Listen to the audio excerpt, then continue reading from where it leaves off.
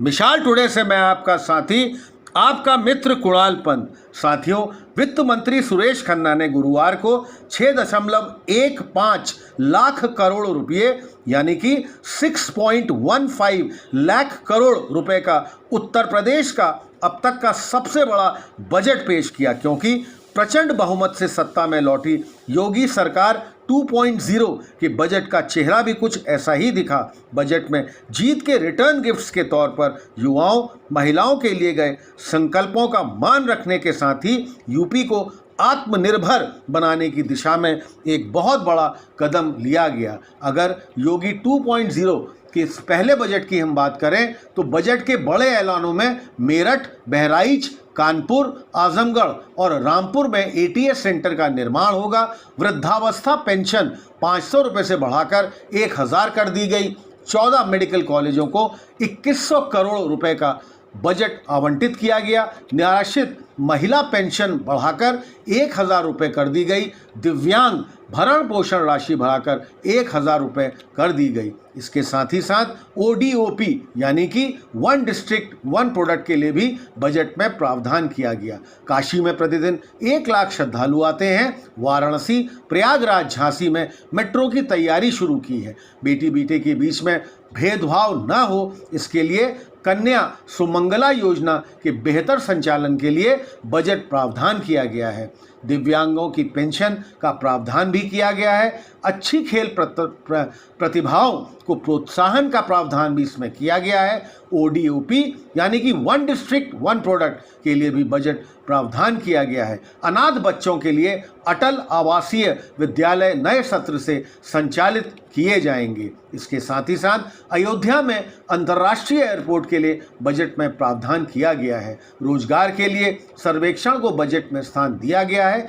अयोध्या में अंतर्राष्ट्रीय एयरपोर्ट के लिए बजट प्रावधान किया गया है। बुजुर्ग पुजारियों के पुरोहित कल्याण बोर्ड के गठन का प्रावधान किया गया है। युवाओं के लिए स्वामी विवेकानंद योजना के तहत टैबलेट और स्मार्टफोन के लिए बजट का प्रावधान किया गया है। हर जिले में अभ्युदय कोचिंग की सुविधा का प्रावधान है। 6 जर्जर चीनी मिलें जो काफ़ी खराब स्थिति में है कि विस्तार और आधुनिकीकरण का प्रावधान भी किया गया है। 2019 के कुंभ में नई पहचान बनाई थी। 2025 में महाकुंभ की तैयारी अभी से शुरू हो रही है। प्रयागराज महाकुंभ में भव्य आयोजन किया जाएगा।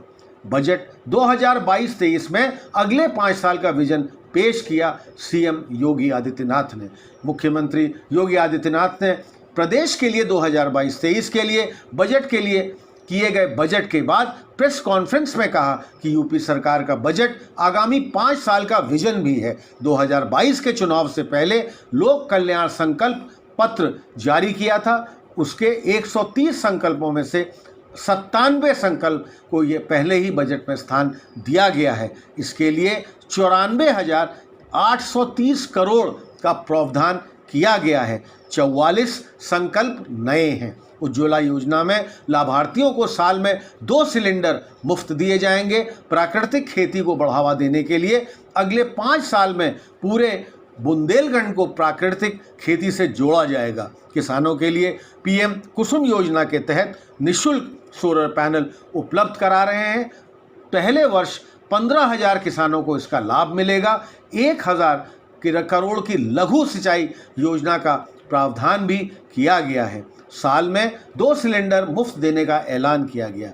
अंत्योदय एवं पात्र गृहस्थी कार्ड धारकों को निःशुल्क खाद्यान्न, साबुत चना, रिफाइंड सोयाबीन ऑयल और नमक के साथ ही साथ प्रधानमंत्री उज्ज्वला योजना के तहत लाभार्थियों को 2 निःशुल्क LPG सिलेंडर रिफिल वितरण के लिए 6,571 करोड़ 13 लाख रुपए की व्यवस्था भी की गई है। योगी सरकार 2.0 में किसानों के लिए ऐलान किया गया। किसानों की दुर्घटनावश मौत या दिव्यांगता की दशा में 5 लाख रुपए का प्रावधान किया गया है। धान ग्रेड A का समर्थन मूल्य 1960 रुपये प्रति क्विंटल निर्धारित कर दिया गया है। गेहूं का न्यूनतम समर्थन मूल्य यानी कि MSP मिनिमम सपोर्ट प्राइस 2015 रुपये क्विंटल निर्धारित कर दिया गया है।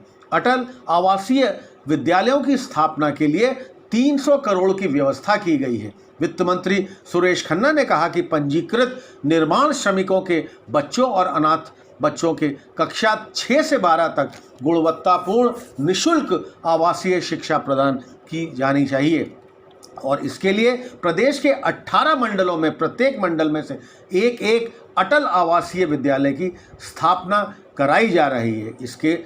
इसके 300 करोड़ रुपए की व्यवस्था प्रस्तावित कर दी गई है। बोर्ड के गठन के लिए 1 करोड़ रुपए की व्यवस्था की स्थापना की गई है। वित्त मंत्री सुरेश खन्ना ने कहा कि कुष्ठावस्था विकलांग भरण पोषण योजना के अंतर्गत 3,000 रुपये प्रति माह की दर से 34 करोड़ 50 लाख रुपए की व्यवस्था प्रस्तावित की गई है। मैनुअल स्क्वेंजिंग मृत्यु क्षतिपूर्ण योजना के लिए 1 करोड़ 50 लाख रुपए की व्यवस्था प्रस्तावित है। बुजुर्ग पुजारियों, संतों और पुरोहितों के समग्र कल्याण की योजनाओं के क्रियान्वयन के लिए बोर्ड के लिए गठन होगा। इसके लिए 1 करोड़ रुपए की व्यवस्था प्रस्तावित की गई है। मुख्यमंत्री सामूहिक विवाह योजना के लिए 600 करोड़ रुपये मुख्यमंत्री सामूहिक विवाह योजना के लिए 600 करोड़ रुपए की व्यवस्था प्रस्तावित है। दिव्यांग भरण पोषण अनुदान की धनराशि जो वर्ष 2017 के पूर्व मात्र 300 रुपये प्रति माह प्रति व्यक्ति थी, इसे बढ़ाकर 1,000 रुपये प्रति माह कर दिया गया है। प्रदेश के 11 लाख से अधिक दिव्यांगजनों को इससे लाभान्वित होंगे। वित्तीय वर्ष 2022-23 के बजट में योजना के लिए 1,000 करोड़ की व्यवस्था प्रस्तावित की गई है। इसके बाद निराश्रित महिला पेंशन योजना 1,000 रुपये प्रति माह कर दी जाएगी। वित्त मंत्री सुरेश खन्ना ने कहा कि वृद्धावस्था पेंशन योजना के तहत प्रत्येक लाभार्थी की पेंशन की राशि को 500 रुपये से बढ़ाकर 1,000 रुपये प्रति माह कर दिया गया है। लगभग 56 लाख वृद्धजन की पेंशन प्रदान की जा रही है। योजना के लिए 7,053 करोड़ 56 लाख रुपए की व्यवस्था प्रस्तावित है। निराश्रित महिला पेंशन योजना के तहत पात्र लाभार्थी की देय पेंशन की राशि 500 रुपये से बढ़ाकर अब 1,000 रुपये प्रति माह कर दी गई है। इसके साथ ही साथ 3,000 नर्सों की नियुक्ति की गई है। शिक्षा और चिकित्सा शिक्षा के क्षेत्र में रोजगार सृजन की अपार संभावनाएं हैं। लगभग 3,000 नर्सों को राजकीय मेडिकल कॉलेजों, अस्पतालों में नियुक्ति दी गई है। लगभग 10,000 सृजित किए गए हैं जो आगामी कई साल में भरे जाएंगे। 5,000 इकाई स्थापित की गई हैं। मुख्यमंत्री युवा स्वरोजगार योजना के तहत वित्तीय वर्ष 2021-22 में 5,000 इकाइयों को स्थापित कराया गया। 4,187 लाभार्थियों को लाभान्वित किया गया। मुख्यमंत्री ग्रामोद्योग योजना के तहत साल 2022-23 में 800 इकाइयों की स्थापना कराकर 16,000 लोगों को रोजगार उपलब्ध कराए जाने का लक्ष्य है। माध्यमिक शिक्षा में शिक्षक चयन में साक्षात्कार समाप्त कर 40,402 शिक्षकों का चयन और 7,540 पदों का सृजन किया गया है। लेखाकार सह डाटा एंट्री ऑपरेटर्स को परीक्षण किया जाएगा। उत्तर प्रदेश सरकार द्वारा आधिकारिक सूक्ष्म लघु एवं मध्यम उद्यमी MSME की स्थापना के लिए प्रोत्साहनात्मक वातावरण का सृजन किया गया है। इसके फलस्वरूप वित्तीय वर्ष 21-22 में लगभग 3,97,028 उद्यम पंजीकृत किए गए थे, जो कि इस साल और बढ़ाए जाएंगे। 5 साल में 40,000 करोड़ के निवेश किए जाएंगे। सूचना प्रौद्योगिकी एवं इलेक्ट्रॉनिक्स उद्योग की नीति के तहत 5 साल में 40,000 करोड़ रुपए के निवेश और 4 लाख लोगों के लिए रोजगार सृजन का लक्ष्य यानी कि टारगेट निर्धारित किया गया है। मनरेगा योजनागत वित्तीय वर्ष 2021-22 में 26 करोड़ मानव दिवस का सृजन किया गया था, जिसके सापेक्ष वित्तीय वर्ष 2022-23 में मनरेगा योजना के तहत 32 करोड़ मानव दिवस सृजन दिए जाने का लक्ष्य निर्धारित किया गया है। मतलब कि 26 करोड़ से बढ़ाकर इसको अब 32 करोड़ कर दिया गया है। यूपी की बेरोजगारी दर घटाकर 2.9% पर पहुंच गई है। 2.9% पर पहुंची।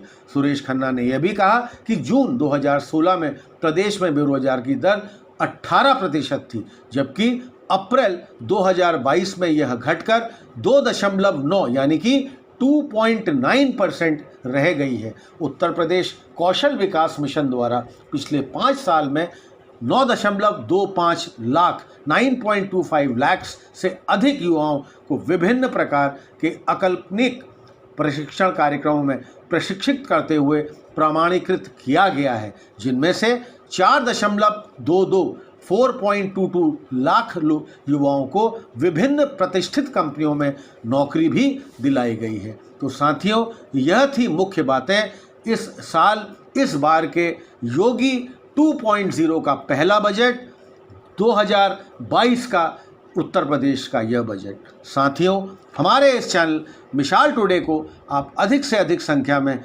सब्सक्राइब करिए, ताकि हमारे रेगुलर नोटिफिकेशंस आपको लगातार पहुंचते रहेंगे। हमारे चैनल को लाइक करिए और हाँ साथियों, अपने कमेंट्स हमको आप लगातार पोस्ट करते रहिए। तब तक मैं आपका साथी, आपका मित्र कुणाल पंत, मिसाल टुडे, लखनऊ से।